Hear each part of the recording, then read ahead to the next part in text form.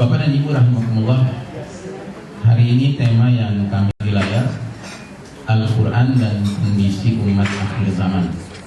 Langsung saja ada beberapa agenda pembahasan yang akan kita bicarakan. Pertama, kondisi akhir zaman. Yang kedua, titik terendah peradaban. Yang ketiga, ikhwanur rasul yang dirindukan Nabi Muhammad SAW. Lalu yang keempat, 5 kewajiban muslim terhadap Al-Quran sebagai solusi perubahan. Kondisi akhir zaman. Nah, sebelum saya lanjutkan, saya ingin bertanya, kira-kira menurut Bapak dan Ibu, kita sekarang sudah di akhir zaman belum? Sudah. Ya. Apa buktinya? Nah, bukti kita sudah di akhir zaman itu apa? Atau apa? Karena Ustaz bilang sudah di akhir zaman. Iya. Jadi begini, kita mengatakan dan meyakini sudah berada di akhir zaman karena Nabi yang diutus sudah khataman nabiyyin, sudah merupakan Nabi penutup para Nabi. Kan Nabi Muhammad dijuluki Allah dalam Al-Quran dengan julukan khataman nabiyyin, penutup rangkaian para Nabi. Berarti semenjak Nabi kita diutus, dunia ini memasuki lembaran akhir zaman. Makanya Nabi kita dijuluki Nabi akhir zaman, dan kita umat ini merupakan umat akhir zaman. Dengan kata lain, we are the last of mankind. Kita ini ujung terakhir perjalanan umat manusia. Sesudah kita nggak ada umat manusia lagi, ya. Dan ini kita sudah berada di akhir zaman. Baik. Nah, ada satu dalil dari Nabi kita yang menggambarkan bahwa kondisi akhir zaman ini ada kaedahnya. Apa itu kaedahnya? Kaedahnya adalah bahwa zaman itu akan semakin buruk. Jadi diriwayatkan oleh seorang sahabat bahwa suatu ketika kami mendatangi sahabat Anas bin Malik. Lantas kami mengadukan ulahnya Hajjaj kepada beliau. Hajjaj ini nama seseorang yang pada masa itu dikenal sebagai pejabat tinggi dan dia di bidang militer. Tetapi dia zalim. Sehingga beberapa orang mengeluhkan, dan keluh kesah itu disampaikan kepada seorang sahabat senior yaitu Anas bin Malik. Datang kepada kalian suatu zaman, melainkan zaman itu lebih buruk dari zaman sekarang. Dan kondisi ini akan terus berlangsung demikian hingga kalian bertemu Rabb kalian. Dan aku mendengar ini langsung dari Nabi Muhammad SAW. Ya, jadi Bapak dan Ibu, kalau merasakan kondisi kita sekarang lebih berat dari kondisi orang tua kita dulu, ya kan? Memang itulah tabiat zaman. Bukan berarti kita tinggal diam kalau melihat ada kezaliman berlangsung, tidak. Cuma supaya kita paham aja. Ya, kalau seandainya kita merasakan sekarang ini situasi kok begini amat, gitu ya, gak usah heran, karena Nabi sudah beritahu. Memang dengan berjalannya waktu, zaman itu akan lebih buruk dari zaman sebelumnya. Ya. Dan karenanya Allah Ta'ala menggambarkan dalam surat Maryam ayat 9 bahwa generasi yang muncul berikutnya akan lebih rusak dari generasi sebelumnya. Allah firman, فَخَلَفَ مِنْ بَعْدِهِمْ خَلْفٌ أَضَاعُوا الصَّلَاةَ وَاتَّبَعُوا الشَّهَوَاتِ فَسَوْفَ يَلْقَوْنَ غَيًّا. Maka datanglah sesudah mereka pengganti yang jelek, yang menyia-nyiakan sholat dan memperturutkan hawa nafsu, maka mereka kelak akan menemui kesesatan. Ya. Dan karenanya ini juga bukan alasannya untuk kalau kita nggak bisa mengendalikan anak-anak kita, lalu kita berlindung di balik ayat ini. Ya, memang Allah sudah bilang ke generasi berikutnya lebih buruk dari generasi kami, gitu ya. Bukan alasan, tapi ini justru harus menjadi pemecut bahwa perjuangan kita lebih berat daripada perjuangan orang tua kita, karena generasi berikutnya akan lebih rusak dari generasi sebelumnya. Nah, bahkan kita ini sekarang berada di titik terendah peradaban. Mengapa? Karena Nabi juga pernah menjelaskan dalam sebuah hadis yang cukup panjang, tidak mungkin kita bicarakan sekarang. Dan hadis itu sudah saya sederhanakan dalam bentuk sebuah diagram, sebuah skema. Ya. Skemanya seperti ini. Umat Islam dari awal beliau diutus sampai umat Islam berakhir umurnya menjelang kiamat. Dan ternyata kesimpulannya, kata Nabi kita, ada fase-fase yang akan dilalui umat ini. Dan menariknya hadis ini, setiap fase diberi nama oleh Nabi sesuai dengan karakteristik pemerintahannya. Jadi kata Nabi, kalian akan mengalami fase kenabian, an-nubuwah. Selama masa yang Allah kehendaki, dan ketika Allah sudah berkehendak, fase itu berlalu. Dan memang sudah berlalu fase kenabian. Nah, fase kenabian itu fase yang terbaik pemerintahannya. Kenapa? Karena yang menjadi pemimpin langsung Nabi Muhammad Sallallahu Alaihi Wasallam. Dan kita tahu Nabi kita ini uswatun hasanah, suri tauladan yang terbaik dalam hal apa? Dalam semua hal. Sebagai pemimpin negara, sebagai suami, sebagai ayah, sebagai pendidik, ya sebagai panglima perang bahkan. Ya beliau yang terbaik. Jadi ini fase pemerintahan yang terbaik. Gak berlangsung lama, cuma 23 tahun. Kan Nabi kita diangkat dari Nabi usia 40, wafat usia 63. Sudah berlalu. Terus kata Nabi akan datang fase pemerintahan khilafah ala minhajin nubuwah, kekhalifahan yang mengikuti metode kenabian dalam hal kepemimpinannya. Nah ini fase pemerintahan yang terbaik kedua setelah Nabi wafat. Siapa yang menjadi para pemimpin waktu itu? Para sahabat-sahabat yang dekat sekali dengan Nabi. Jumlahnya ada 5 orang. 2 mertua Nabi Abu Bakar dan Umar, 2 menantu Nabi Utsman dan Ali, dan 1 cucu Nabi Hasan bin Ali bin Abi Thalib radhiyallahu anhu ajma'in. Sudah berlalu juga. Dan ini adalah fase pemerintahan yang terbaik kedua setelah Nabi wafat.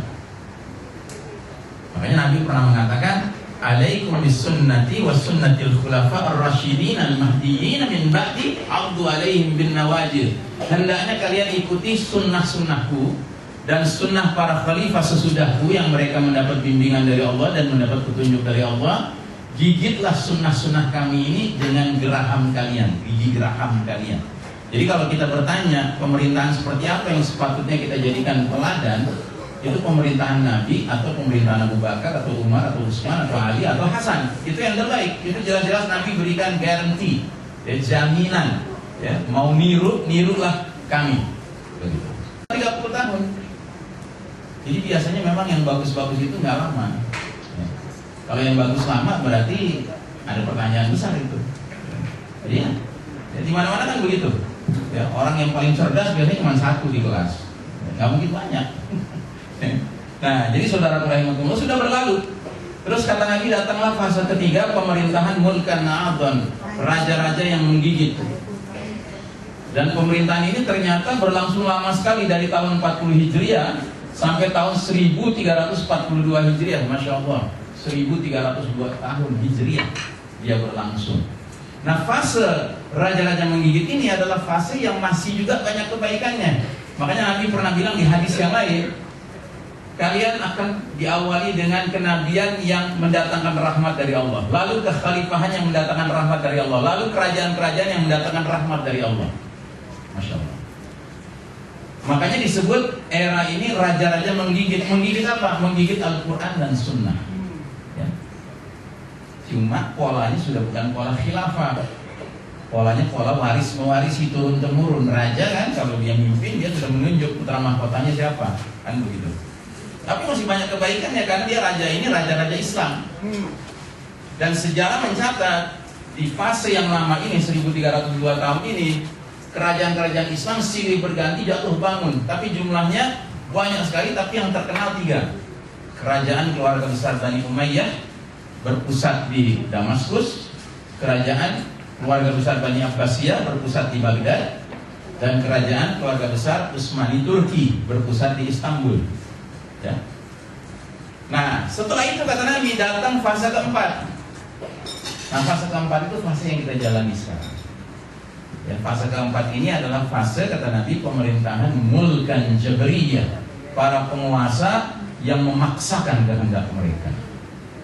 Dan itu berarti mengabaikan kehendak Allah dan Rasulnya. Dan karenanya kita kembali kepada pertanyaan tadi, titik terendah peradaban, ya memang iya, inilah titik terendah peradaban. Karena yang memimpin adalah penguasa-penguasa yang doyan memaksakan kehendaknya, ya kan?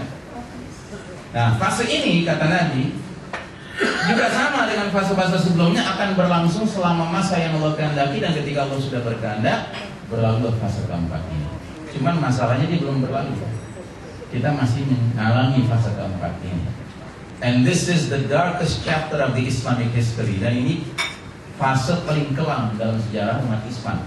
Karena bahkan sudah bukan lagi kaum beriman yang memimpin dunia. Jadi seiring dengan berakhirnya Kesultanan Utsmani Turki tahun 1924 1342, maka runtuhlah kepemimpinan Islam. Dan Allah putuskan untuk mengganti panggung kepemimpinan sejarah ini, bukan lagi umat Islam yang memimpin, tetapi yang lain. Boleh Allah melakukan itu? Berani-berani juga boleh ya. Allah itu Al-Jabbar. Al-Jabbar artinya yang maha memaksakan kehendak. Kalau Allah sudah berkehendak, maka kehendaknya pasti terwujud.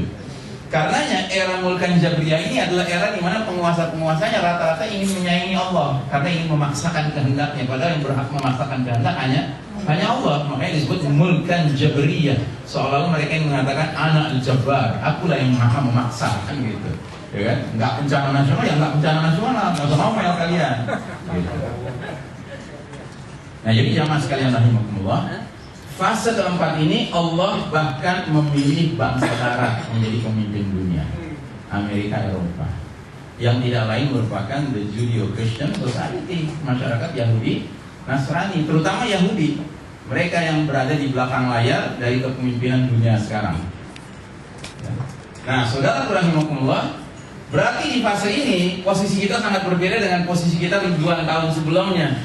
Kalau ribuan tahun sebelumnya umat Islam berjaya dan memimpin umat manusia, kalau sekarang kita menjadi umat yang kalah dan mengekor kepada bangsa lain. Ya. Ini kondisi kita sekarang. Ternyata fase ini bukan fase final, dia fase terminal juga. Akan ada expire date-nya.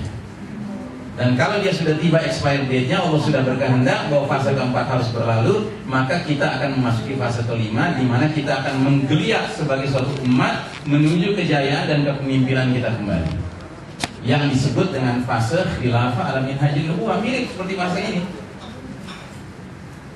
Dan pemimpin-pemimpin yang muncul nanti benar-benar pemimpin-pemimpin yang konsisten mengikuti metode Nabi dalam memimpin. Dan ini Nabi sudah berikan kabar baik 15 abad yang lalu, kata Nabi, agama ini akan tetap mulia selagi dipimpin oleh 12 khalifah, dan semuanya berasal dari Quraisy. Dan kita sudah mengalami 5 khalifah dulu, Quraisy semuanya, Abu Bakar, Umar, Utsman, Ali, dan Hasan. Sedangkan Nabi bilang totalnya 12. Berarti nanti di fase kelima berapa yang tersisa? 7 lagi. Dan 7 itu nanti akan berujung pada kepemimpinan yang terbaik, yang gelarnya adalah Al-Mahdi. Ya, Al-Mahdi itu yang ujung terakhir, yang terbaik. Makanya dia garisnya nanjak ini sampai datang Al-Mahdi. Dan kalau dulu 5 khalifah ini memimpin, ibu kota sempat 2 tempat. Yang pertama Madinah, ibu kota khilafah, Abu Bakar, Umar, Utsman memimpin di situ. Tapi begitu Ali yang memimpin, pindah ke Kufah, ke Irak. Begitu juga Ali wafat, digantikan oleh Hasan, masih di Kufah. Nah, nanti insya Allah khilafah itu akan beribu kotakan Baitul Maqdis, Yerusalem. Ya. Makanya kenapa umat Islam yang faham itu sangat peduli dengan perkembangan jatuh bangunnya, bebas tidaknya, merdeka tidaknya Baitul Maqdis dan Masjid Al-Aqsa. Ya. Baik, jamaah sekalian rahimakumullah. Dalil sebelumnya menyebutkan bahwa zaman semakin lama semakin buruk, ya kan? Tapi di ujungnya Allah Ta'ala tidak akan biarkan keburukan yang mengakhiri dunia ini. Kalau sudah berjanji dalam Al-Quran di lebih dari 1 ayat, wala aqibatu lil muttaqin, akibat terakhir selalu berpihak kepada kaum yang bertakwa. Makanya para ulama mengatakan bahwa fase kelima nanti kejayaan kita kembali, Pak, itu tidak berlangsung lama. Kita tidak tahu persisnya berapa, tetapi ada teori mengatakan tidak lebih dari 50 tahun sekali. Dan wajar, tidak lama. Kenapa? Karena yang penting Allah buktikan janjinya bahwa kemenangan itu ada di pihak ahlul haq, pembela kebenaran. Ya, tidak perlu lama. Yang perlu lama di mana, Pak? Di surga. Mudah-mudahan kita semua masuk ke dalam surga. Saya memaafkan dulu ya. Fase tempat, fase di mana kita sekarang berada di titik nadir ini, titik terendah ini, kita menyaksikan banyak sekali hal-hal yang menjadi masalah. Di antaranya kita menemukan betapa umat Islam yang sebenarnya adalah ahlul Quran, ya, itu jauh dari Al-Quran. Dan ini Allah Ta'ala abadikan dalam sebuah ayat di mana Rasulullah SAW dahulu itu pernah berkeluh kesah kepada Allah, ya, dalam ayat ini, wa qala Rasul ya Rabbi inna qaumi ittakhadhu hadzal Qur'ana mahjura. Berkata Rasul, ya Rabbku, sesungguhnya kaumku telah menjadikan Al-Quran ini sesuatu perkara yang diabaikan, yang dilalaikan, yang ditinggalkan, yang dia hijrah darinya. Jadi bukan hijrah menujunya, tapi hijrah dari Al-Quran. Bahkan kita sekarang hidup di era di mana memang ada pihak-pihak tertentu yang secara sengaja menjauhkan kita dari Al-Quran. Ini diabadikan Allah dalam surat Fussilat ayat 26. وَقَالَ الَّذِينَ كَفَرُوا لَا تَسْمَعُوا لِهَذَا الْقُرْآنِ وَالْغَوْا فِيهِ لَعَلَّكُمْ تَغْلِبُونَ. Dan orang-orang kafir berkata, janganlah kalian simak dengan sungguh-sungguh Al-Quran ini, dan buatlah hiruk pikuk suara-suara yang gaduh, ya, di seputar Al-Quran, supaya kamu dapat mengalahkan mereka, mengalahkan umat Islam. Jadi musuh kita tuh tahu sekali, Pak, sumber kemuliaan kita, sumber kemenangan kita, sumber kejayaan kita itu apa? Kalamullah, firman-firman Allah. Kedekatan kita dengan Al-Quran itu akan menjadi kunci kejayaan kita kembali. Makanya ada analisa, kok bisa warga Gaza, ya, yang jumlahnya hanya 2, sekian juta, ya, 2 juta lah, dan wilayahnya begitu kecil. Wilayah Gaza itu kan memang segede kota Depok, Pak. Gaza itu nggak besar wilayahnya, dan sudah di penjara selama belasan tahun gitu, ya. Jadi nggak boleh ada yang masuk ke dalamnya, nggak boleh ada yang keluar darinya, ya, dilakukan oleh penjajah Israel. Nah, kok bisa mereka melakukan perlawanan terhadap negara haram Zionis Israel laknatullah alaihim yang didukung oleh kekuatan-kekuatan Amerika, Inggris, Prancis, Jerman? 2 tahun 2 hari mereka bisa bertahan. Kok bisa? Nah, ternyata di antara analisanya, karena masyarakat Gaza ini adalah the living Quran of today. Jadi Quran-Quran yang hidup dalam masa kita sekarang. Jadi kalau dulu para sahabat disebut sebagai the living Quran of the past, ya kan? Quran-Quran yang hidup di masa lalu. Sekarang ini di zaman kita, Quran yang hidup tuh masyarakat Gaza.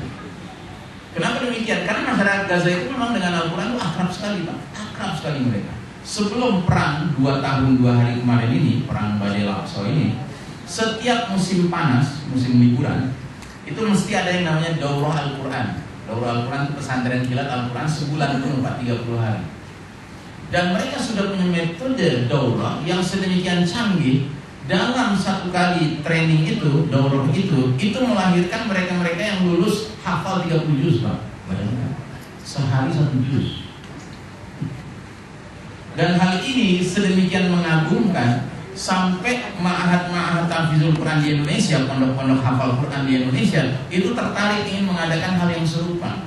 Maka diundanglah ustadz-ustadznya dari sana, dari Gaza, untuk mengadakan daurah Al-Quran di Indonesia. Dicarikanlah peserta-pesertanya. Ternyata sudah sampai 30 hari tidak ada satupun yang lulus. Karena bahan bakunya beda. Bahan bakunya beda. Tapi nggak putus asa, panitia nggak putus asa, diperpanjang, Pak.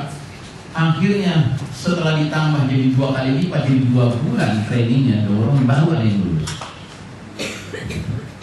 Rupanya level kita setengahnya mereka.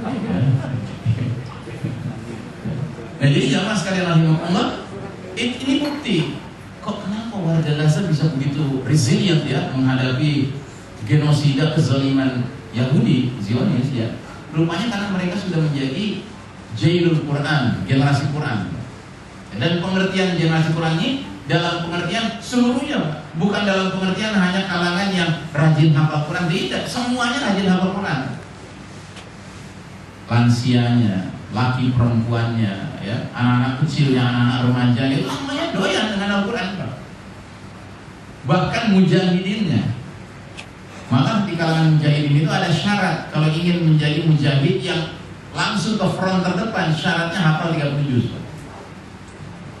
Dan mereka tidak akan menembak musuh kecuali sebelum menembak musuh itu baca ayat dulu. Dan ayat yang paling sering mereka kutip surat Al-Anfal ayat 12 yang bunyinya wa ma ramaita idh ramaita walakinallaha rama. Dan bukan kamu yang melempar ketika melempar, tetapi Allah lah yang melempar. Baru setelah itu dia berdoa, ya Allah ya Rabb saddid, ya Allah ya Rabb tepatkan tembakan itu. Nah, dia hajar, kena itu pengen saya. Masya Allah. Menjadi the living Quran, Quran yang hidup. Seperti kata seorang ulama dari Mesir, Nabi Muhammad SAW itu sedemikian sudah tersibuk dengan Al-Quran, tercelup dengan Al-Quran, sampai Nabi kita itu layak digelari Al-Qur'anu yamshi al-ard, Quran yang berjalan di muka bumi. Karena seluruh ucapannya, seluruh pikirannya, seluruh perasaannya, seluruh gesturnya, seluruh tingkah lakunya itu adalah Al-Quran. Masya Allah. Dan para sahabat itu digelari sebagai Al-Qur'anu yamshuna al-ard, Quran-Quran yang berjalan di muka bumi. Masya Allah.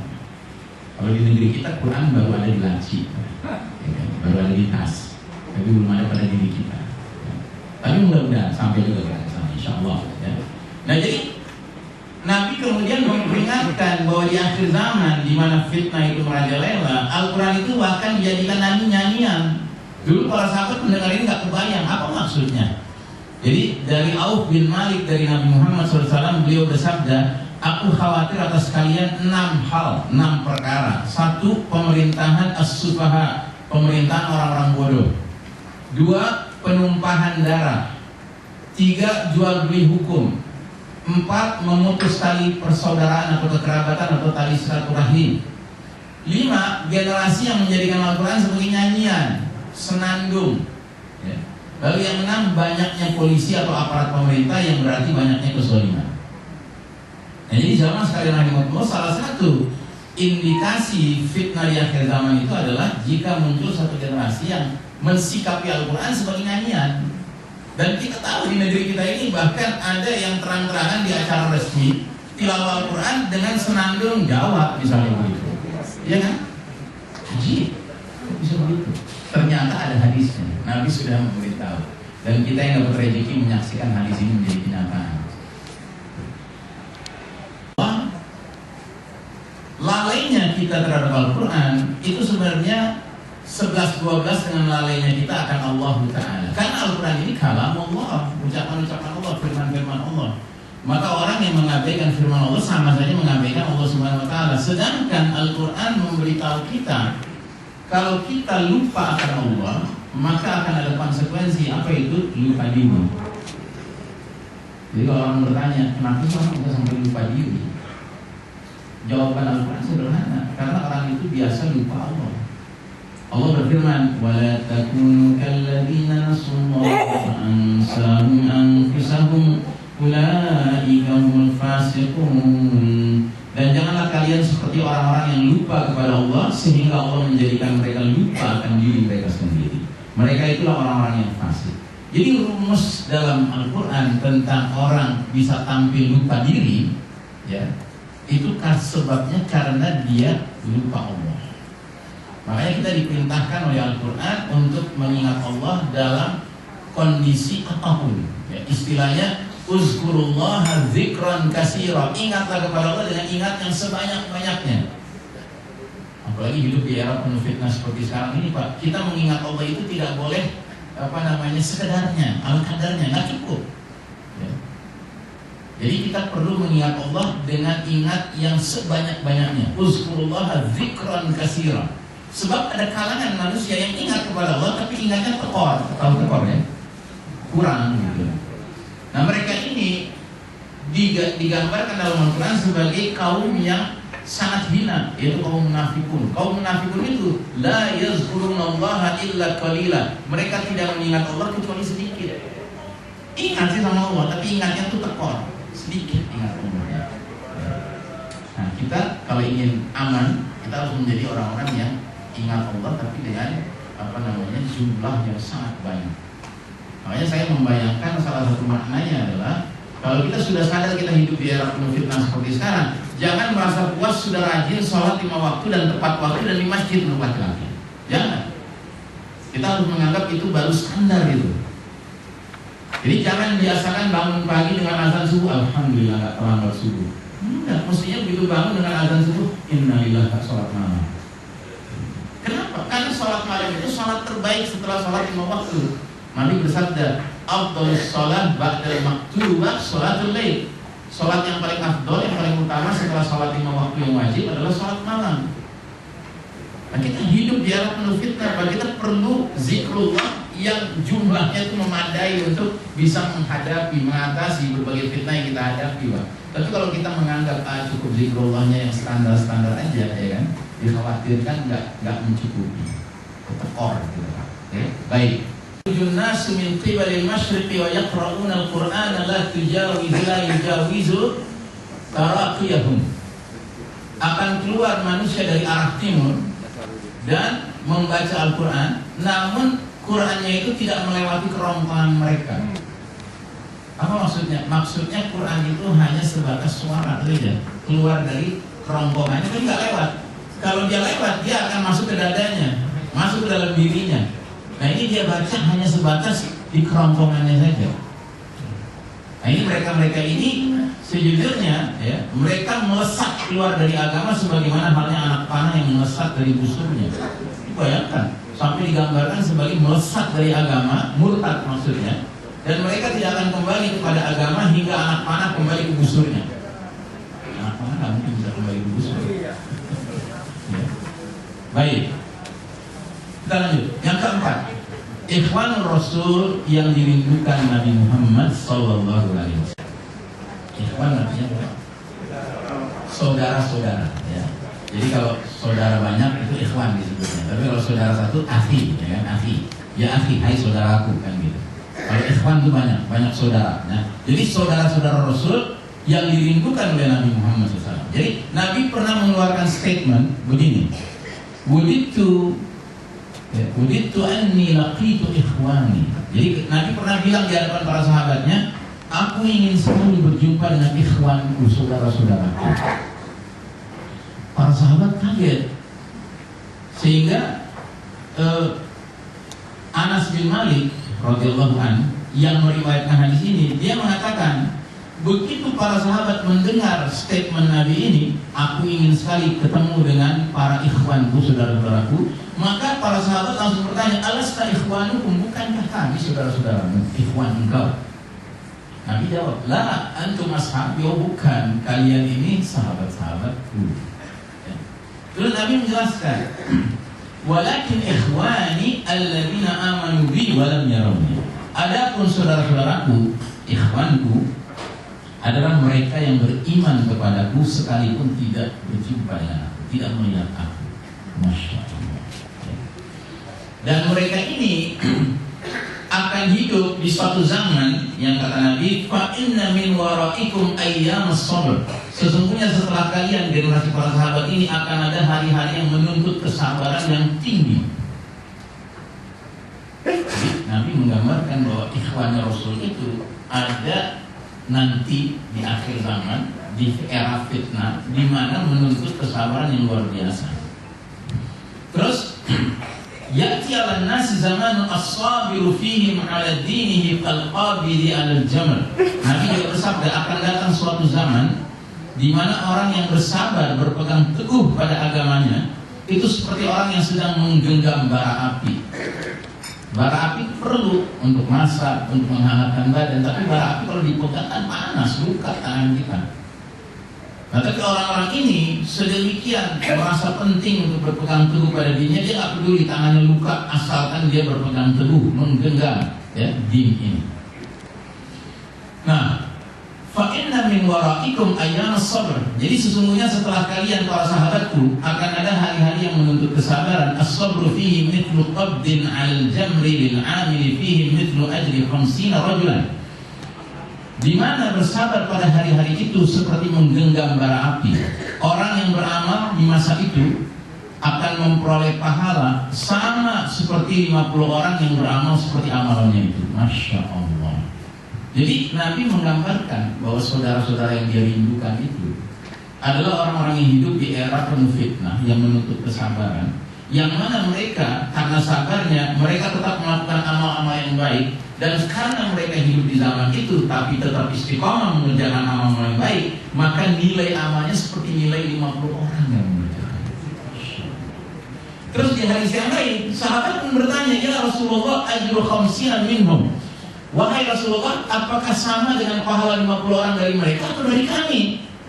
Nabi menjawab, ajru khamsina minkum, bahkan sama setara dengan pahala amal 50 di antara kalian sahabat-sahabatku. Masya Allah ya. Makanya saya sering berpikir ya, apa maksud Allah melahirkan saya di zaman penuh fitnah ini? Ternyata dengan membaca hadis ini kita nggak jadi putus asa, Pak. Kita nggak jadi kecewa, kita malah merasa wah ini peluang besar kan. Asalkan kita mau istiqomah, kita mau bersabar, ya kayak sabarnya saudara-saudara kita di Gaza, dahsyat Pak. Udah hancur-hancuran, rumahnya hancur, keluarganya pada syahid ya kan. Dia nggak punya tempat tinggal, dia kelaparan, tapi dia masih kalau ditanya orang, hasbunallah wa ni'mal wakil. Cukup Allah sebagai pelindung. Itu nilainya luar biasa. Tapi nggak hanya mereka, kita pun di sini. Kalau kita tetap mau istiqomah mengerjakan amal-amal yang soleh sesuai dengan arahan Nabi, sesuai dengan arahan Al-Quran, maka nilai amal kita seperti amal 50 sahabat. Masya Allah, siapa yang gak mau? Baik, orang ulama besar di masa lalu, dia mengatakan pahala yang besar ini, jadi kok bisa sampai hitungannya seperti 50 sahabat yang beramal? Karena keterasingannya di antara manusia, dan karena dia berpegang teguh dengan sunnah di antara kegelapan hawa nafsu dan liberalnya akal pikiran. Jadi dia nggak milih, dia nggak ikuti hawa nafsu, ya, tapi juga dia nggak menjadi orang liberal. Dia berpegang teguh kepada sunnah Rasulullah Sallallahu Alaihi Wasallam. Dan dia sudah barang itu menjadi kelompok al-ghuraba. Al-ghuraba itu orang-orang yang terasingkan dalam situasi di mana ya, kejahiliahan modern muncul kembali seperti jahiliyah zaman dulu. Tapi dia memilih untuk nggak ikut ke kiri, nggak ikut ke kanan, nggak ikut hawa nafsu, nggak ikut juga pikiran-pikiran yang liberal. Nah karenanya dalam konteks Al-Quran, kita kan lagi bahas tentang masalah Al-Quran ya, ternyata ada kaidah. Kalau kita ingin belajar Al-Quran harus ditanamkan terlebih dahulu keimanan. Jadi dikatakan oleh sahabat Jundub bin Abdullah radhiyallahu anhu, sahabat ini pernah mengatakan, ketika kami bersama Nabi Muhammad SAW dahulu kala, saat kami masih merupakan sosok pemuda-pemuda yang kuat, kami itu belajar iman sebelum mempelajari Al-Quran. Kemudian kami mempelajari Al-Quran, maka dengan demikian bertambahlah keimanan kami. Jadi urutannya adalah tanamkan iman dulu, baru belajar Al-Quran. Makanya kalau kita perhatikan turunnya ayat-ayat awal yang turun itu surat-surat dari Juz Amma. Nah, Juz Amma itu isinya mayoritasnya itu tentang masalah keimanan.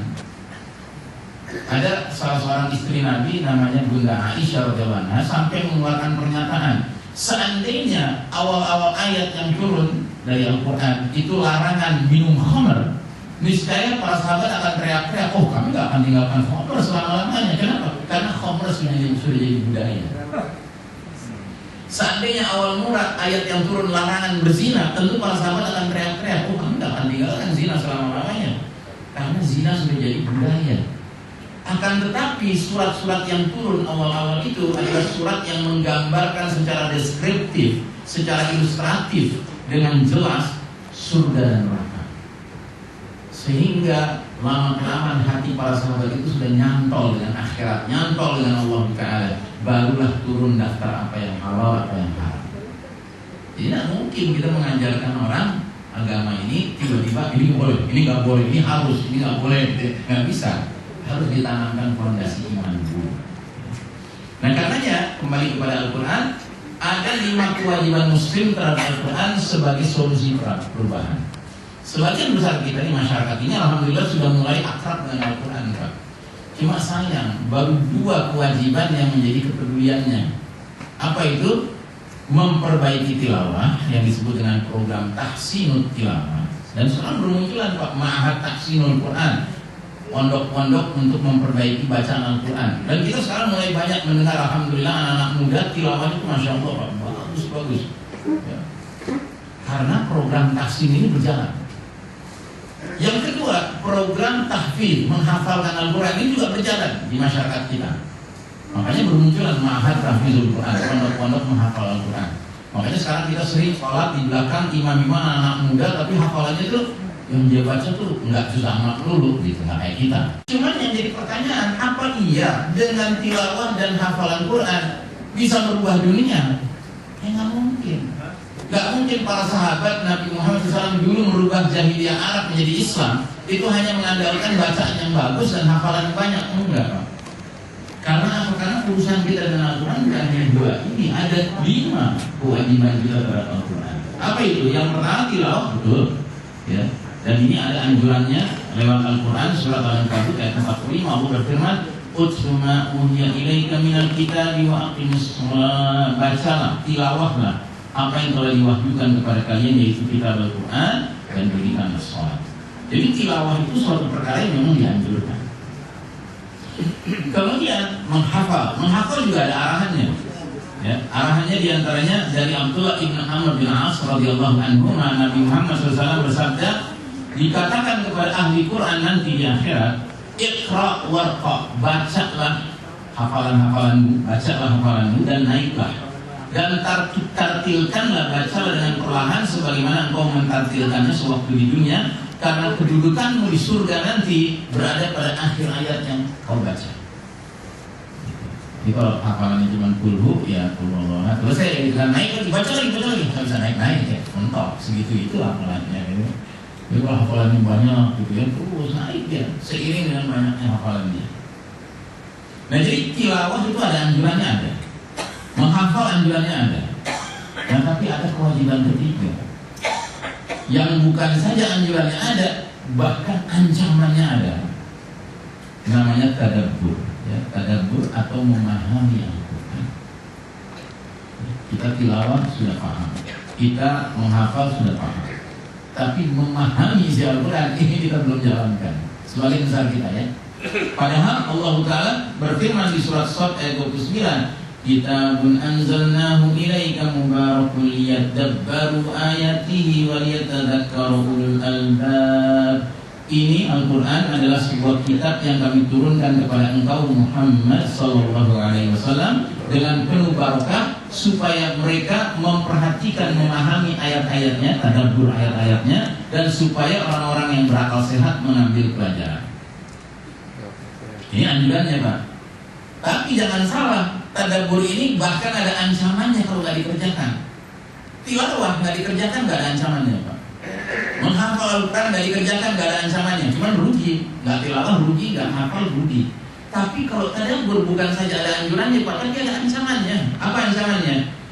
Afala yatadabbaruna al-Qur'ana am 'ala qulubin aqfaluha. Maka apakah mereka tidak tadabbur, memahami, memperhatikan isi Al-Quran, ataukah hati mereka terkunci? Jadi kalau orang nggak tadabbur Al-Quran, sekalipun tilawahnya bagus, sekalipun hafalannya banyak, tapi dia nggak pernah tadabbur, apa yang terjadi pada diri dia? Hatinya terkunci. Makanya mungkin Anda pernah menemukan orang yang tilawahnya Masya Allah, hafalannya juga lumayan, dikasih nasihat ngeyel, susah. Kenapa? Karena dia kira kewajibannya cukup dengan tilawah dan tafsir dan tahfidz. Padahal kewajiban berikutnya itu memahami isi Al-Quran. Makanya saya sering mengatakan, gimana caranya Ustaz kita bisa tadabbur Al-Quran? Bikin program. Misalnya ada program Watch itu 1 week 1 juz. Jadi selama 1 pekan, setiap anggota keluarga kita harus mempelajari terjemahan Al-Quran. Karena terjemahan itu entry point untuk tadabbur. Kan kita nggak ngerti bahasa Arab, Pak. Memangnya begitu kita tilawah sambil kita ngerti maknanya? Kan enggak. Makanya sekarang kenapa orang Barat yang akhirnya tersentuh dengan Islam, ya, itu begitu baca Al-Quran nggak kenal menurut Islam. Karena apa? Karena mereka tadabbur Al-Quran. Mereka nggak baca Al-Quran tuh alif ba ta, enggak, ya. Mereka nggak ngerti huruf Al-Quran, mereka baca terjemahannya. Jadi tadabbur itu bahkan menjadi pintu membuka hidayah. Kalau kita belum tadabbur, walaupun rajin tilawah, walaupun rajin hafalan, ya kan, bisa-bisa hati kita terkunci. Dan di sini kata terkunci itu menggunakan kata akfal. Akfal dalam bahasa Arab artinya gembok. Akfal itu gembok lebih dari 1, plural, jamak. Jadi hatinya terkunci dengan gembok yang lebih dari satu, persis kayak gambaran ilustrasi ini. Nah, jadi mempelajari makna dari Al-Quran ini sesuatu hal yang nggak boleh ditunda-tunda. Sebab dari mempelajari makna Al-Quran ini kita bisa mengerjakan kewajiban berikutnya. Dan sebelum kita masuk ke sana, ada catatan. Ada orang begini, Ustaz, gimana saya mau tadabbur Al-Quran? Kalau Ustaz enak ngerti bahasa Arab, ngerti kaidah tafsir. Nah saya kan nggak ngerti bahasa Arab, nggak ngerti kaidah tafsir. Nah ini alasan orang awam. Makanya tolong jangan biasakan diri kalau mau nanya, Ustaz kita kan orang awam gini-gini. Padahal tahun lalu dia nanya juga gitu. Ustaz kita kan orang awam gini-gini gitu ya. Ente tahun lalu nanya diawali dengan kata-kata kita kan orang awam. Kenapa mau pensiunnya jadi orang awam? Nah jadi orang awam itu sering berdalih, wah kalau Ustaz enak punya ilmu alatnya, ngerti bahasa Arab, ngerti tafsir. Padahal Allah Ta'ala membantah. Jadi bantahan untuk alasan awamnya apa? Bantahannya di surat Al-Qamar 4 ayat Pak, 4 ayat sama semua bunyi ayatnya, ayat 17, ayat 22, ayat 32, ayat 40. Apa bunyi ayatnya? Wa laqad yassarnal Qur'ana lidzikri fahal min muddakir. Artinya, dan sungguh telah kami mudahkan Al-Quran sebagai pelajaran. Adakah orang yang mau mengambil pelajaran? Jadi Allah sudah bikin Al-Quran ini sedemikian rupa mudah jadi sumber pelajaran.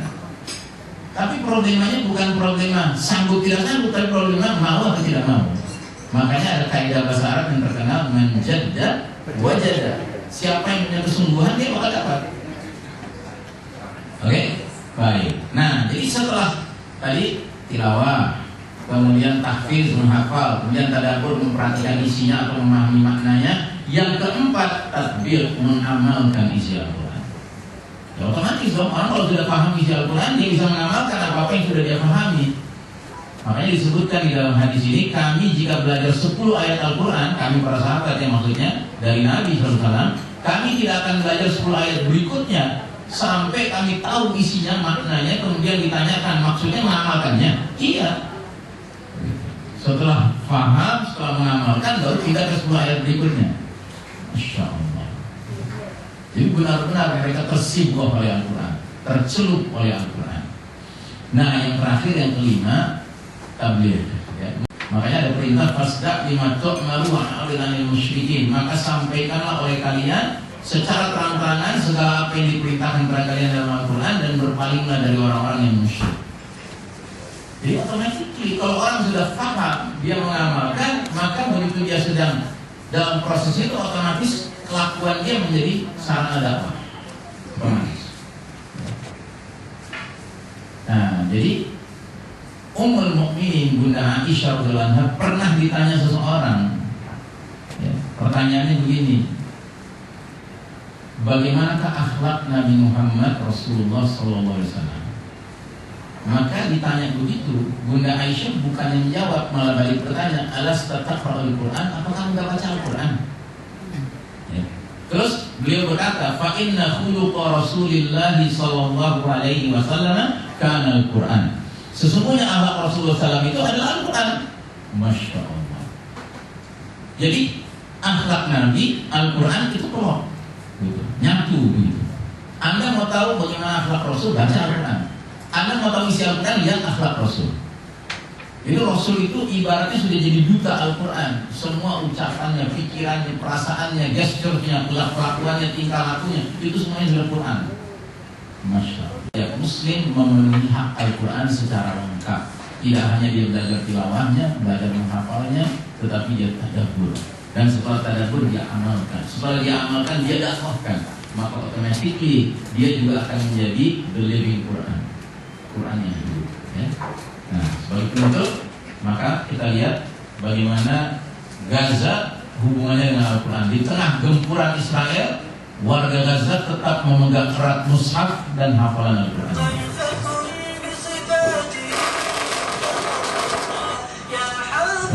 Baca Quran. Nah, anak kecil baca Quran. Lembar-lembar Quran ditemukan. Anak luka, gak ada obat bius, supaya dia tetap operasinya jalan, dia hafalkan Qurannya. Solusinya dia supaya mengalihkan perhatiannya, dia latihan murajaah Al-Quran.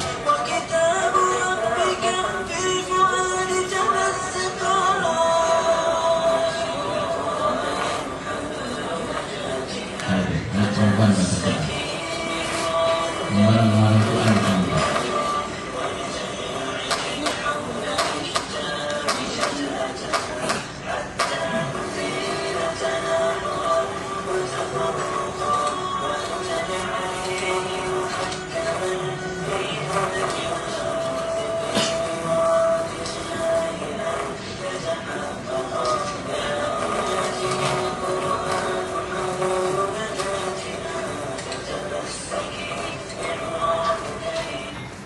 Baik, jamaah sekalian Allah, demikianlah kajian kita pada hari ini. Mudah-mudahan yang sedikit kita pelajari ini membawa manfaat dunia akhirat bagi kita bersama, dan mudah-mudahan Allah memilih kita menjadi ahlul Quran, ya, karena ahlul Quran itu adalah keluarga Allah Subhanahu Wa Taala yang terdekat dengan Allah Subhanahu Wa Taala. Saya kembalikan kepada pembawa acara. Wassalamualaikum warahmatullahi wabarakatuh. Oke, baik Pak Ustadz, kita buka sesi tanya jawab. Sesi pertama mungkin 3 orang penanya dulu. Ada yang mau nanya? Ibu. Oke, 1, 2, 3. Oke. Kan bahwa masa pemerintahan yang terakhir, yaitu yang kelima, adalah kembali kepada masa kejayaan yang menyerupai masa yang kedua, sesuai masa kekhalifahan tadi. Yang saya pahami, akhirat hari kiamat itu berarti terjadi di masa ini atau bagaimana? Karena yang saya pahami, yang mengalami hari kiamat itu adalah bukan orang-orang mukmin, tetapi orang yang tidak orang kafir lah begitu. Bagaimana penjelasannya ya Ustaz? Assalamualaikum warahmatullahi wabarakatuh. Mau jawab dulu? Karena saya kebetulan terlambat, jadi mungkin saya mohon diarahkan lagi. Tadi yang pertama itu kita itu tilawah ya. Tilawah itu berarti belajar baca gitu maksudnya. Yang kedua tahfidz, kemudian taksin.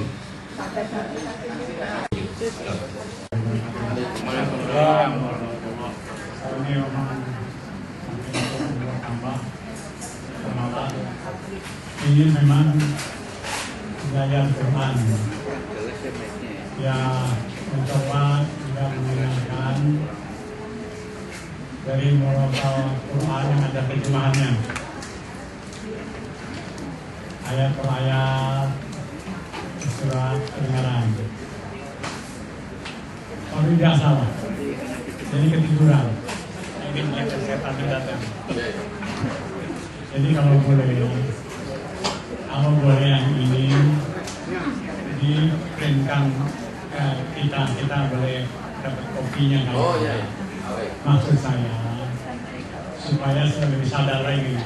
Karena kalau lagi ada surat ini dibacakan, saya dengarkan artinya, dia paham ketika itu. Tapi ada ketiduran udah lupa lagi. Nah, jadi saya pikir kembali kalau ini ada, seperti kita baca buku sejarah, ini juga sama lagi ngomong. Yang menunjukkan, ya saya tanya dari enggak juga ingin melihat memiliki mengenai masalah ini dan juga yang akan Ustaz terangkan pada kita. Apa namanya? Senior, wartawan seniornya Tempo itu sangat menggugah gitu. Ya kembali lagi karena kita hanya membaca saja, tapi memang tidak masuk. Gitu. Tapi dalam hal ini kan kita bisa lihat dari abad ke abad dan abad sampai naik, kemudian dia turun dan dia juga mau naik. Maka kalau ada yang kami sangat terima kasih. Terima kasih. Wassalamualaikum warahmatullahi wabarakatuh. Fase-fase perjalanan pemerintahan Islam ini Berarti kiamat itu terjadi di fase kelima, begitu ya. Jadi gini, fase kelima memang jelas-jelas Nabi katakan merupakan fase di mana tegak kembali pemerintahan yang mengikuti metode kenabian dalam hal kepemimpinannya, khilafah tegak kembali ya. Dan nanti akan ada 7 khalifah. Kemarin sudah 5 khalifah di fase kedua, nanti 7 sisanya ya, itu akan muncul. Dan yang paling akhir adalah Al-Mahdi. Al-Mahdi itu kepemimpinan khilafah yang terbaik karena dikatakan dalam hadis itu yamla'ul arda qistan wa 'adlan kama muri'at jawran wa zulman.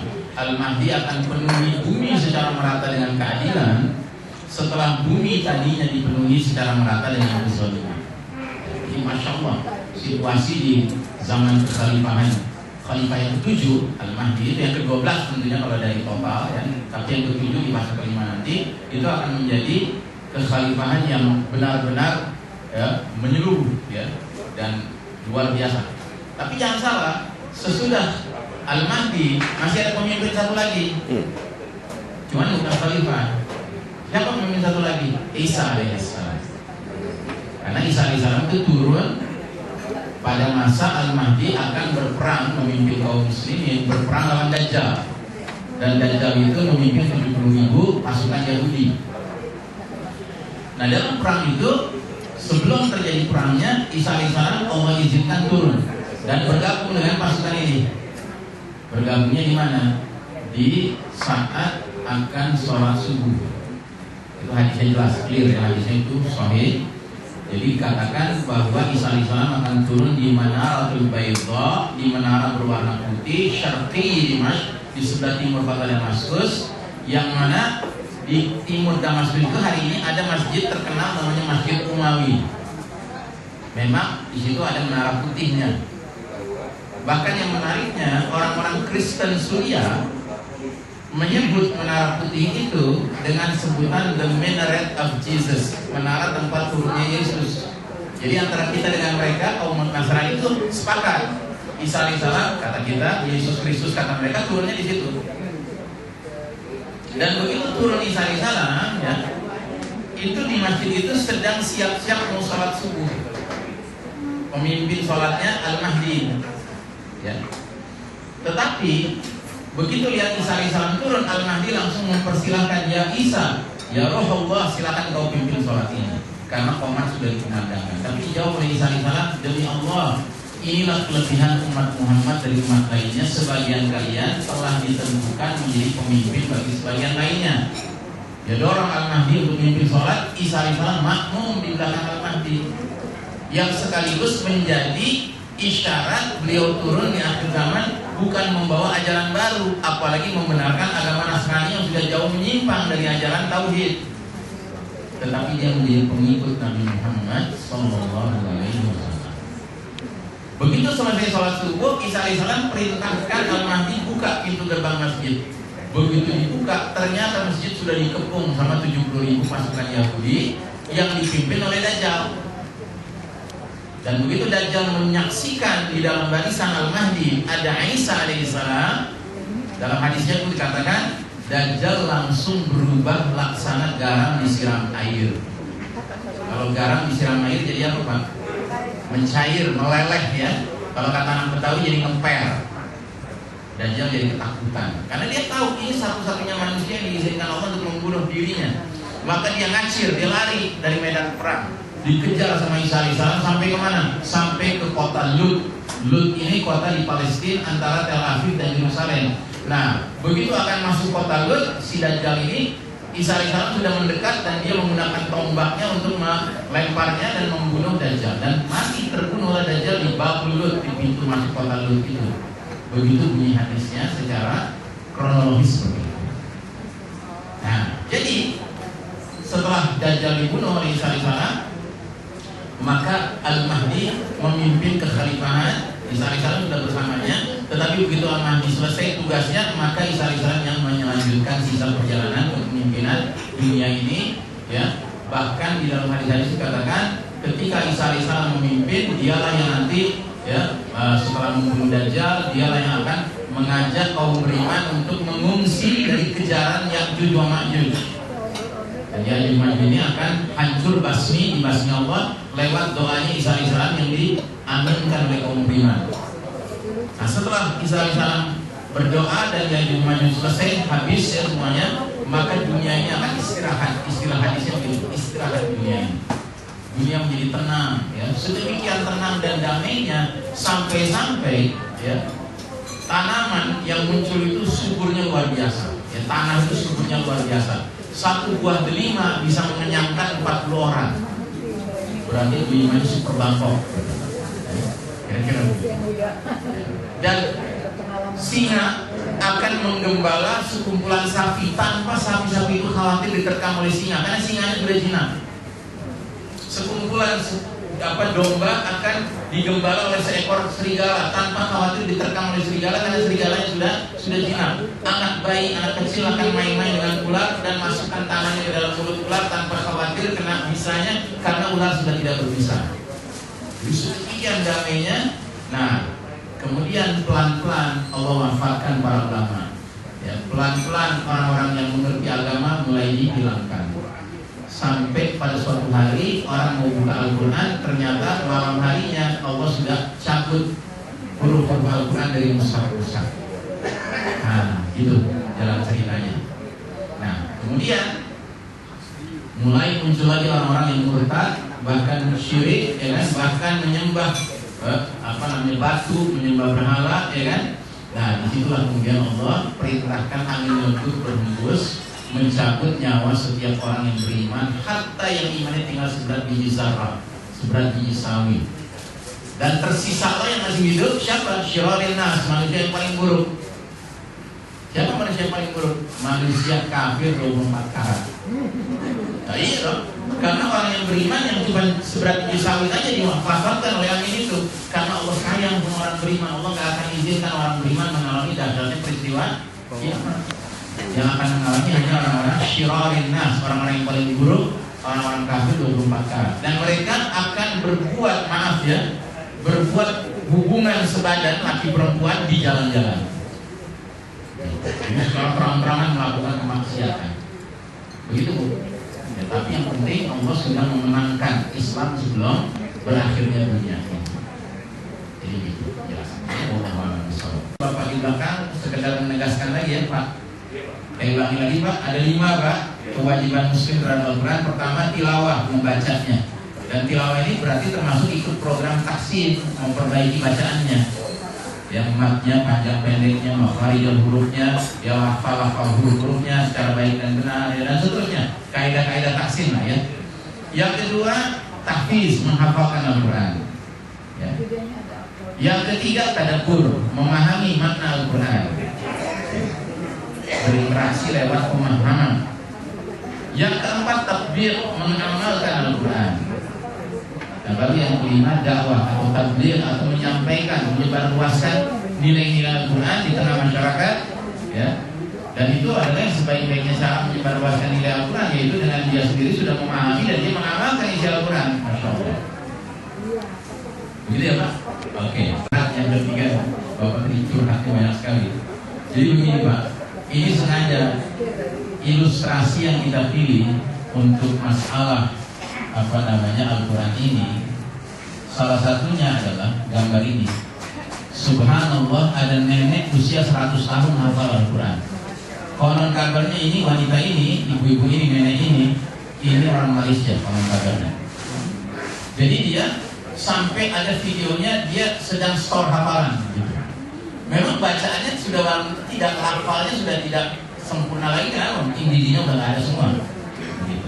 Tapi dia hafal Al-Quran, Masya Allah. Nah ini harusnya menjadi penyemangat bagi kita yang sudah kategorinya outgoing generation gitu ya. Kategorinya sudah old tracks gitu ya. Ya mungkin udah usia 70-an, 80-an. Ini 100 tahun Mbak. Dia terlibat dalam program menghafalkan Al-Quran dan sukses dengan izin Allah Ta'ala. Nah jadi jamaah sekalian rahimahullah, insya Allah nanti lewat panitia saya akan share materi ini Pak, PDF ini ya, di dalam PDF nanti saya share lewat panitia. Nanti tolong panitia bagikan kepada para peserta, baik yang hadir maupun yang mungkin berhalangan, silahkan saja Ya ini ilmu ini nggak boleh dirahasiakan. Yang namanya ilmu harus tersebar luaskan. Saya kira begitu Pak. Ya. Tadi siapa tadi? 2, 3, 4, 1, 3, satu lagi sih. Ini. 5 ya Ustaz ya. Menarik tuh. Kalau menarik kan enak diskusi. Saya khawatir ikra itu kurang lengkap dipahami sebagian besar orang-orang Islam. Nama siapa Bang? Makmur Amir. Kenapa saya menganggap seperti itu? Saya melihat dalam perspektif hablumillah wa hablum minannas. Dan kebanyakan orang Islam dilihat di Indonesia, ya, di Indonesia hanya lebih banyak fokus persoalan hablum minallah. Kayaknya kurang deh hablum minannas. Mungkin dampak daripada makna ikrab yang mungkin dipahami sekedar tadarusan. Daripada baca tulisan Arab ya, karena saya bingung di panjang pendeknya Pak. Itu boleh nggak begitu Pak? Itu pertanyaan pertama. Pertanyaan kedua,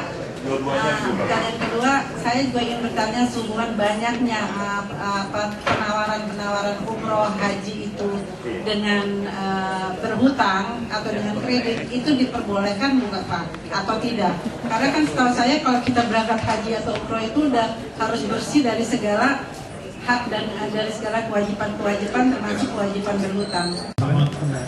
Dari penjelasan tadi ada hal yang perlu kami tanyakan, yaitu yang mengenai yang kelima, melaksanakan kalau lebih berdirinya itu pendawakan. saya akan lebih banyak berdiri. Sebelum sampai ke sana, sebelum kita mendawakan atau belajar lebih jauh, media resiko. bagaimana kita bisa memahami Al-Quran itu secara otodidak? Kan saya S2-nya Tidak belajar kepada dulu di UI. ahlinya, Saya ngajarin tuh. tidak belajar kepada ustaz, Media resiko tapi itu kan kita ingin sebenarnya apa? supaya kita lebih paham banyak. Oh itu. Terima kasih pencerahannya hari ini sangat refreshing ya, terutama bagaimana saat ini kita berada di mana ya. Kemudian saya juga baru mendengar akhir zaman tadi ternyata kaum muslimin tadi tidak terkenal dengan kondisi di mana dunia ini berisi orang-orang yang khususnya yang jahat-jahat tadi ya, udah nggak mengalami hari kiamat. Oh, kita nggak mengalami ya, itu baru dengar bukan pada hari ini saya. Nah, yang ingin saya tanyakan sebenarnya terkait dengan Ustaz setelah menghafal ini tahfiz itu kan ada slide setelah ini Ustaz, di mana ada slide setelah ini. Nah, ini soalnya gambar Menteri Agama. Iya, itu Menteri Agama. Ilustrasinya itu Kan nggak jelas gambarnya. Kan nggak jelas gambarnya itu Menteri Agama. Iya, Menteri Agama ini. Nazarudin. dengan Paus yang sebelum meninggal. Kira-kira maknanya apa ya Ustaz? Enggak saya sebenarnya ingin tahu. Maksudnya makna gambar ini. Iya. Terima kasih. Ustaz ingin bertanya. Tadi Pak Ustadz Ihsan menjelaskan bahwasanya sampai datangnya saatnya, yaitu 50 tahun gitu ya. Jadi kami ingin tahu barangkali batasan 50 tahun itu apakah datangnya Nabi Isa atau angin lembut atau Imam Mahdi, itu mulai kita berhitungnya gitu, kalkulasinya Ustaz. Terima kasih. Sorati, saya mungkin banyak masalah, tapi ya dari bicara bahwa ini banyak yang saya pikirkan, kan pikiran saya menjadi agak bingung gitu. Tapi saya merasakan ilmu yang saya punya, rasa-rasanya pertama pernyataan Bapak ini adalah tentang Islam eskatologis, berpikir tentang ke depan. Yang jadi pertanyaan kita adalah tentang bahwa yang akan di Masjid Umayyah itu ada 70.000 orang ya. 70.000 ya. Kalau itu pertarungan 70.000, sekarang ini aja perang itu dengan bom itu aja itu itu semua orang mati ratusan ribu juta. Bagaimana kita bisa menjelaskan hanya dengan 70 ribu ya, itu menjadi seakan-akan dunia selesai. Kita akan melihat bahwa sekarang ini saja, apalagi akan datang, mungkin saya rasa ya, kasus Nabi Isa datang itu dengan prinsip rumahnya putih itu, saya sudah pernah baca sudah lama betul. Tapi logika saya agak bingung. Bagaimana itu kita menjelaskannya bahwa bagi perang itu terjadi dengan kuda-kuda, sementara perang sekarang miras debam, hancur di mana-mana hancur. Bagaimana kita menjelaskan logika kita yang menyaksikan langsung ada peperangan yang demikian dahsyat itu?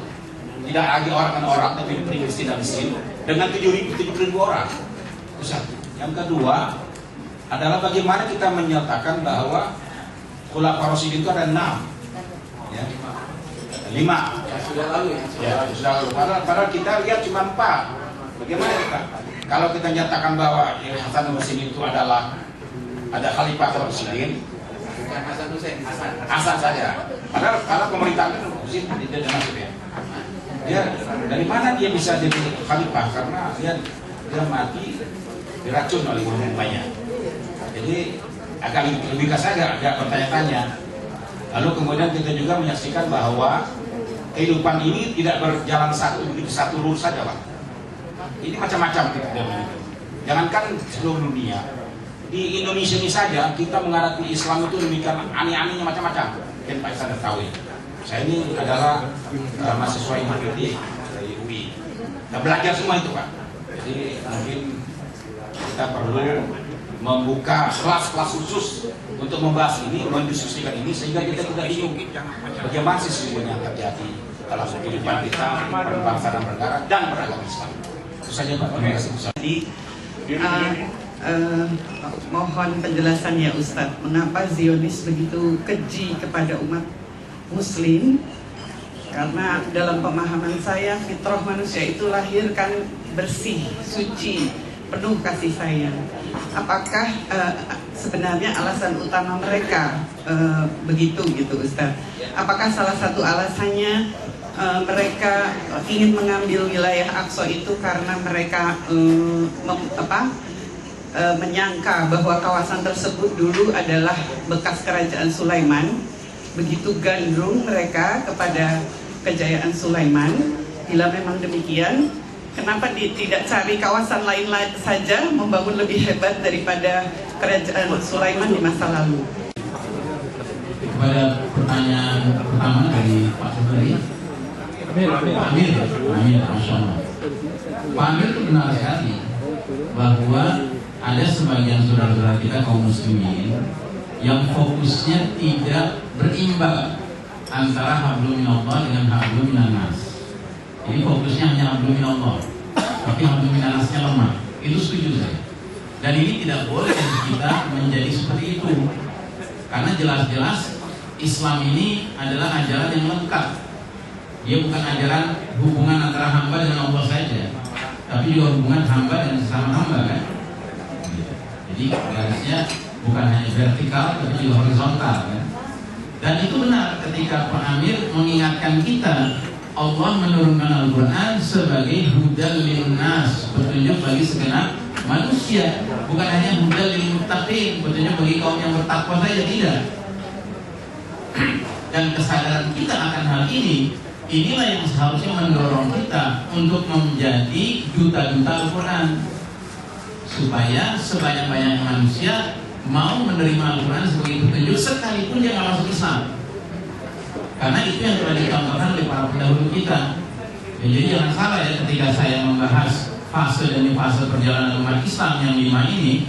Jadi ketika fase baik itu kenabian, fase Khulafaur Rasyidin, fase raja-raja Islam, ya kan, itu di negeri kaum muslimin bukan hanya semuanya muslim, tidak. Ada orang-orang di luar Islam yang tinggal di bawah naungan sistem Islam, dan mereka merasakan rahmatan lil alamin ajaran Islam. Sekalipun mereka tidak mengenal Islam, tapi mereka tunduk pada petunjuk Al-Quran sebagai konstitusi, sebagai dustur, sebagai undang-undang.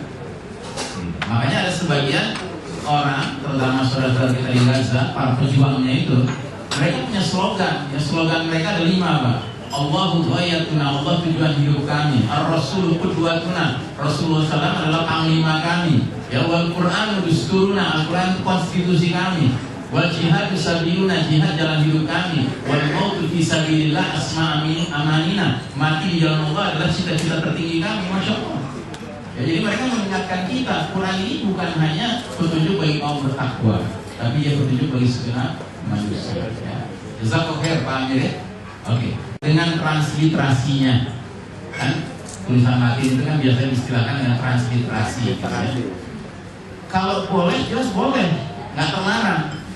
Cuma apakah kita akan mendapatkan fadilah amal yang Nabi katakan? Misalnya Nabi bersabda, barang siapa membaca Al-Quran, setiap huruf yang dia baca dia dapat 10 hasanah, 10 pahala kebaikan. Dan aku tidak mengatakan alif lam mim 1 huruf, tidak. Alif 1 huruf, lam 1 huruf, mim 1 huruf. Berarti baca alif lam mim saja sudah berapa hasanatnya? 30, bukan 10, ya kan? Nah, kalau kita mengandalkan transliterasi, kita tidak belajar tilawah tahsinul Quran, bagaimana baca Al-Quran semestinya, maka saya khawatir ganjaran itu menjadi sulit kita dapatkan. Karena transliterasi seringkali tidak mewakili huruf-huruf dalam bahasa Arab. Paham ya? Jadi misalnya kita nulis zo, huruf zo. Kalau transliterasinya kadang-kadang tulisnya Z, H, kadang-kadang ditulisnya Z saja, gitu kan? Jadi kita bingung. Kayak nggak ada bedanya dengan huruf Zai, ya? Atau zolim misalnya. Zolim itu pakai zo, tapi dalam transliterasi kadang-kadang ditulisnya Z-H-O-L-I-nya, kadang tulisnya Z-A-L-I-nya. Nah, jadi nggak jelas kan perbedaannya.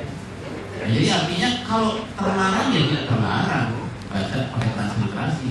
Cuma apakah kita dapat fadilahnya? Nah, ini yang kita harus khawatir.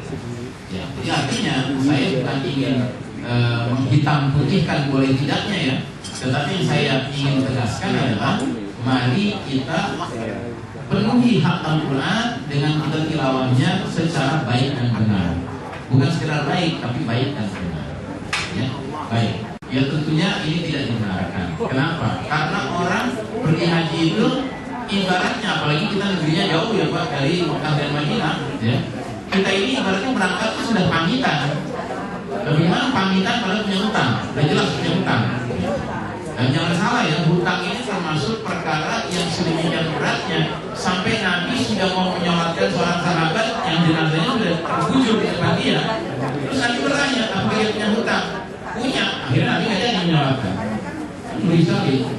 Masa iya kita menyengaja pergi umroh, pergi haji, tapi tahu bahwa kita berhutang. Memang siapa yang bisa menjamin kita pulang masih hidup untuk membayar hutang itu? Begitu ya. Untuk umroh juga ya.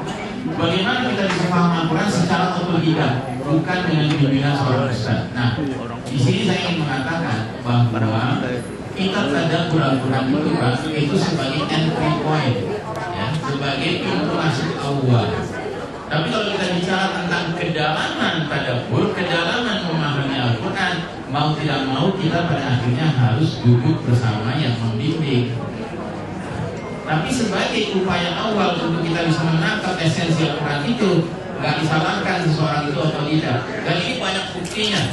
Terutama orang Barat ya, yang mereka nggak ngerti bahasa Arab, nggak ngerti bagaimana membaca tulisan Arab, ya kan? Mereka banyak sekali mendapat hidayah semenjak dia membaca terjemahan Al-Quran, padahal dia nggak berwudu bahkan membaca Al-Quran, orang dia belum Muslim. Tapi lewat upaya-upaya kesungguhan dia mendalami maknanya, dia bisa mendapat hidayah. Dan biasanya memang orang Barat itu serius Pak, setelah dia dapat hidayah dan mengucapkan kaulima syahadat, dia benar-benar mencari guru untuk lebih jauh mendalami. Nah, alangkah ironisnya kita yang sudah dari kecil, dari lahir Muslim, tapi nggak pernah berusaha melakukan upaya memahami Al-Quran secara pokok-pokok pemahamannya dengan cara tadi, gitu ya Pak ya. Terus yang berikutnya, bagaimana makna dengan slide nomor 12? Nah ini ya kan, tadi kan pertanyaan begini ya, slide ini Pak ya. Pak Soleh. Jadi gimana maksud gambar ini? Ya ini gambar ini kan gambar seorang manusia yang ditakdirkan Allah saat ini mendapat jabatan sebagai Menteri Agama. gitu ya, inisial NU kan, inisial NU kan, iya NU, inisial namanya NU. Oh iya.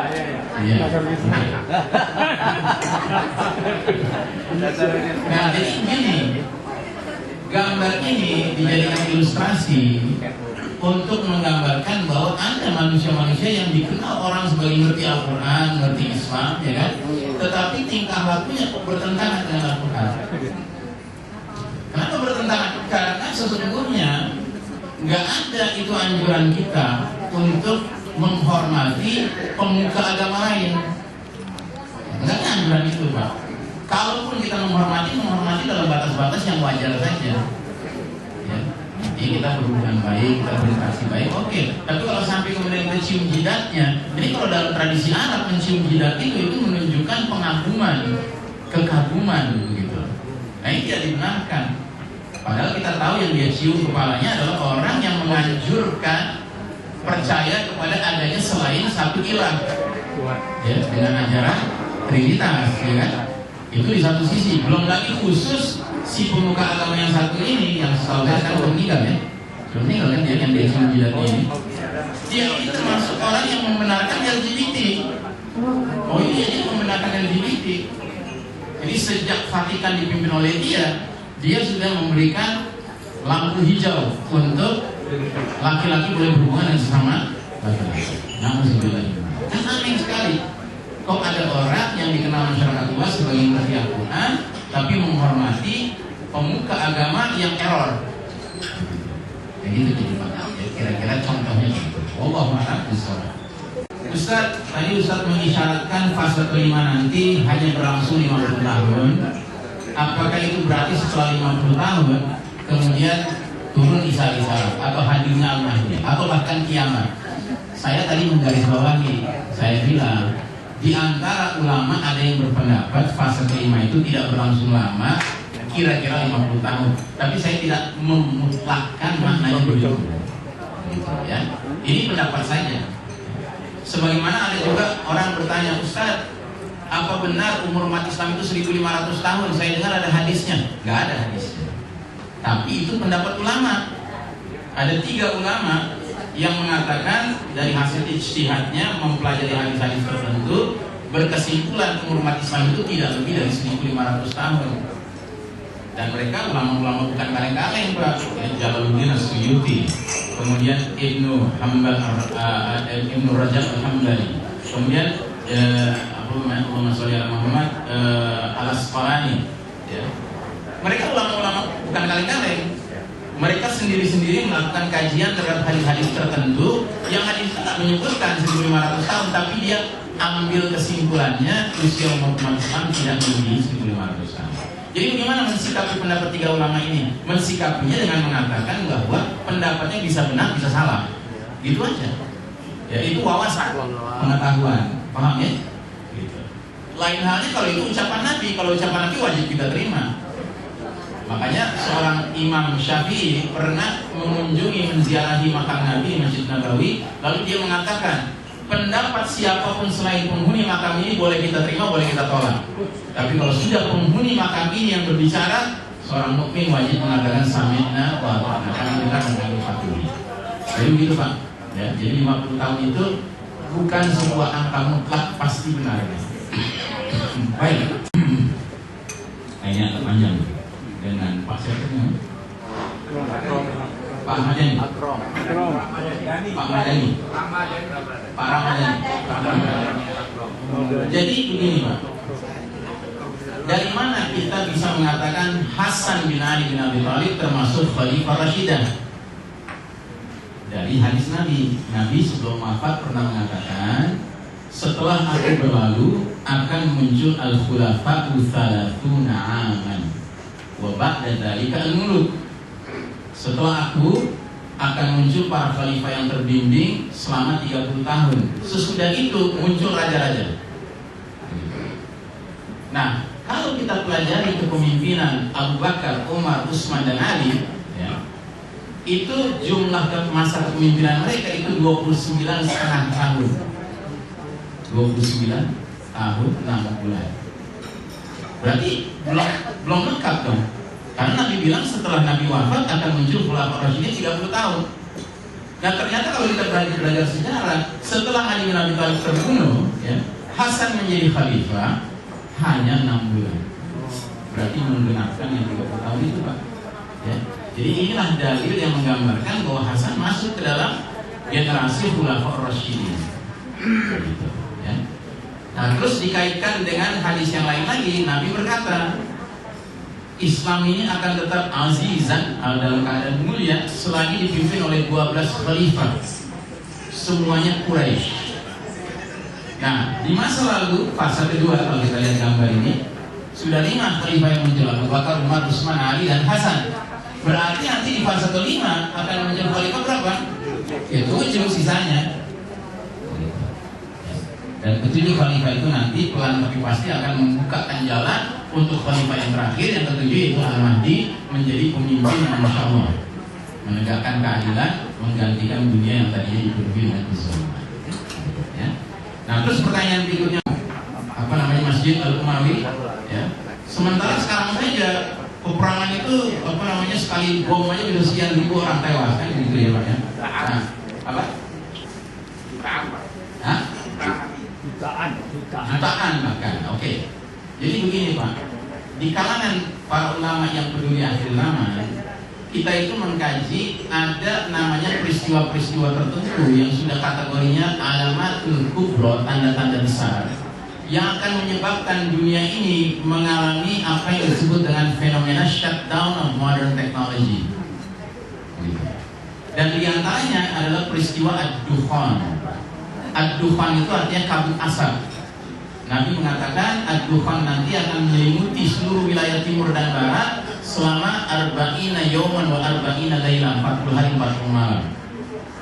Nah sehingga para ulama kemudian mempelajari hadis-hadis Nabi. Ternyata selama dukhan itu menyelimuti bumi, otomatis matahari bersinar tidak bisa ke tanah. Yang berarti apa? Terjadi penurunan temperatur secara dahsyat. Dan itu akan menyebabkan banyak efek lainnya. Nah di antara efek lainnya itu adalah shutdown of modern technology. Ya.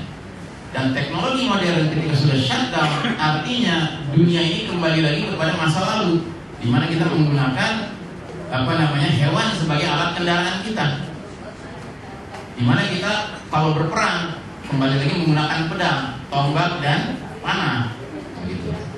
Makanya isyarat-isyarat hadis Nabi di masa Al-Mahdi nanti itu peperangan itu berlangsung hanya sampai matahari terbenam, esok hari baru bersambung lagi, dan jumlah pasukan itu sedikit-sedikit, gak kayak sekarang. Bahkan dikatakan apa namanya, yang ini tadi 70.000 ya. Kemudian dalam perang yang bahkan besar disebut dengan Malhamah Kubra, perang besar antara kaum muslimin dipimpin Al-Mahdi lawan bangsa Rum Nasrani, itu bangsa Rum itu mengibarkan 80 bendera yang setiap benderanya membawahi 12.000 pasukan. Kalau dikalikan itu berapa? 12.000 kali 80 cuma 960.000, bahkan sampai 1 juta. Padahal sekarang Indonesia saja punya TNI sebanyak 500.000, Pak, setengah juta sendiri satu negara ini. Kenapa kita bisa begitu banyak? Sedangkan nanti menjadi sedikit. Karena sudah banyak orang yang terbunuh. Karena sudah banyak orang terbunuh nanti, Pak. Dan lagi kita sudah kembali kepada berperang menggunakan alat-alat seperti zaman dulu. Paham ya Pak?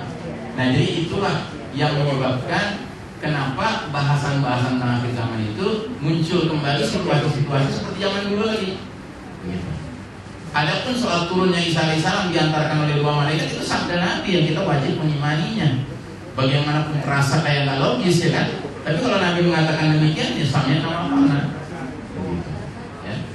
Justru yang saya bayangkan adalah kalau seandainya ada di antara anak cucu kita menjadi bagian dari pasukan Al-Mahdi yang sholat subuh di masjid itu, nantinya dia akan menyaksikan dia lagi berdoa antara azan dan qomat, tiba-tiba dia akan Isa alaihissalam turun dibawa oleh 2 malaikat. Masya Allah. Dan uniknya Masjid Al-Umawi itu masjid yang bagian tengahnya itu terbuka langsung ke langit, Pak. Maka itu masjid yang dipilih Allah untuk turunnya Isa alaihissalam, supaya pasukan Al-Mahdi ketika sudah membayangkan bahwa ini aku sholat kita perang dengan Dajjal itu berat nih, tiba-tiba lihat Isa alaihissalam turun, naik moralnya, Pak. Karena tahu bahwa Isa alaihissalam lah yang akan diizinkan Allah membunuh Dajjal.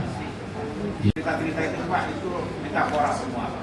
Terserah kalau Bapak menganggap metafora, tapi yang jelas ini ada dalam khazanah literatur Islam Pak. Beri contoh Pak. Terakhir Ibu bertanya mengapa kok Zionis begitu keji kepada umat Islam. Ya. Nah di sini kita jelas-jelas berpegang pada surat Al-Maidah ayat 82, di mana Allah berfirman, "Latajidanna asyaddan nasi adawatan lil ladzina amanu al-yahuda wal ladzina asyraku."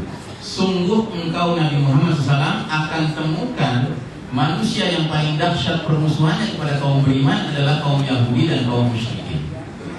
Jadi itulah sebabnya kenapa mereka sepanjang zaman itu selalu memperlihatkan permusuhan kepada kita. Allah sendiri sudah mengabadikan itu. Nah jadi saudara rahimakumullah, apa yang kita sekarang saksikan ini adalah pembuktian kebenaran ayat tadi. Ya. Dan sebenarnya peristiwa 2 tahun 2 hari kemarin perang Bani Al-Aqsa ini telah menyebabkan masyarakat dunia barat termasuk, ya kan, akhirnya berbalik arah, shifting of opinion. Jadi sebelum perang Bani Al-Aqsa 2 tahun itu Pak, itu kebanyakan orang barat pada umumnya berpihak ke Israel dan menganggap Palestina itu sebagai kaum teroris, kan begitu. Tapi setelah 2 tahun mereka menyaksikan apa yang terjadi dan apa yang dilakukan oleh negara haram Zionis Israel, akhirnya mereka sekarang berpihak kepada Palestina. Teriak semua Free Palestine, ya. Dan sekarang di Amerika, di Eropa, di Australia, kalau ada restoran kedatangan pengunjung ternyata orang Yahudi, orang Israel, ya kan, itu diusir Pak. Diusir sama pengunjung lainnya. Kalau nggak berhasil, maka pemilik restoran langsung turun tangan, keluar tangan. Ya sudah nggak disukai Pak.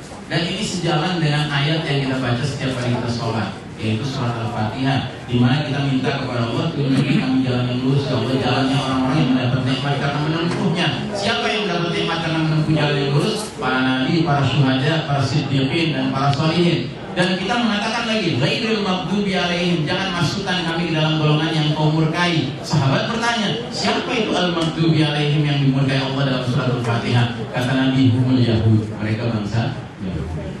Nah, jadi setelah 2 tahun 2 hari ini Pak perang ini, sekarang masyarakat dunia rame-rame memurkai ya Zionis Israel, Yahudi. Cuman ini baru pada tataran rakyat kebanyakan. Sebaliknya pada tataran penguasa kebanyakan masih membela Israel. Termasuk di Amerika, rakyat Amerika sudah banyak yang pro Palestina sekarang, tapi Donald Trump terus saja membela Israel. Jangankan negara Amerika, Eropa, negara Arab pun penguasanya ada yang diam-diam menjalin hubungan dengan Israel. Bahkan negeri Muslim. Makanya ada negeri Muslim dengan penduduknya besar sekali Pak ya. Itu di sidang umum PBB malah bilangnya apa? Demi perdamaian Palestina kita harus menjamin keamanan Zionis Israel. Bukan saya ngomong tuh. Pak Ramadhani ngomong. Ya. Kan aneh. Kok justru yang dijamin keamanannya adalah yang menzalimi, bukan yang dizalimi. Ya. Tapi itulah era bukan Jabriyah. Kita sedang berada di era para penguasa yang doyan memaksakan kehendak. Baik Bapak dan Ibu rahimakumullah, saya kira semua pertanyaan sudah saya jawab ya. Lebih kurangnya saya mohon maaf ya. Seandainya ada yang benar itu semata-mata dari Allah. Tapi kalau ada yang salah itu dari saya, kemudian Allah mengampuni saya ya, dan saya kembalikan kepada masalah. Waalaikumsalam. Mari kita beri prosedur.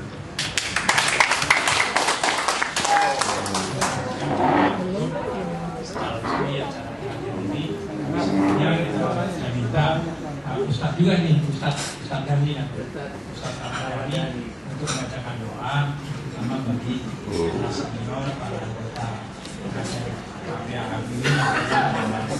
Silakan. Bismillahirrahmanirrahim.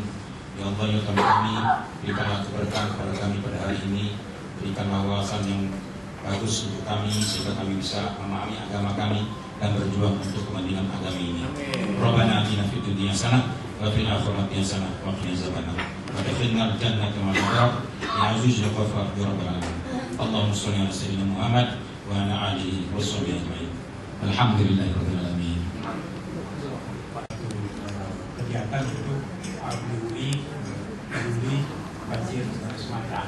Saya panggil untuk apa namanya akan nanti waktu